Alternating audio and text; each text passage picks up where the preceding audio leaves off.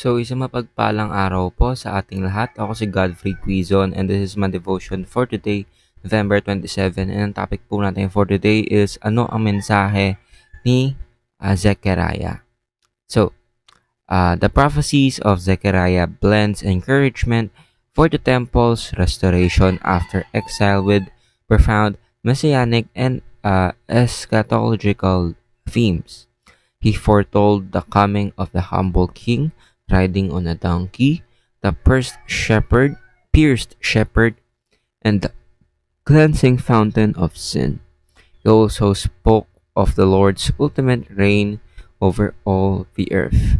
These prophecies find their fulfillment in Christ's life, death, and resurrection and reign as King.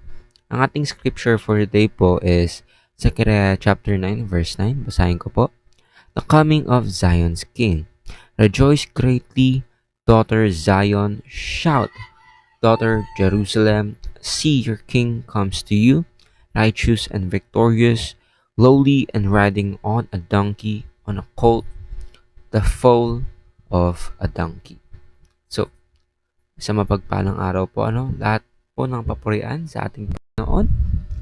And ang topic po natin for today is all about the coming of our Lord and Savior Jesus Christ, na kung saan it is foretold or foreshadowed in many books before the New Testament, or many times before the New Testament, even before pa dumating ang ating Panginoong Kristo, ay it is foreshadowed na sabihin lahat ng ito ay pinlano ng ating Panginoon, at it is not for siguro sabihin natin coincidence. Of course, it is all planned by the Lord. So, ating teachings natin for today is Jesus will come as a humble king. Of course, our Lord and Savior Jesus Christ died on the cross for us, for our sins. So, Jesus will be pierced on the cross, and Jesus will subdue the nations.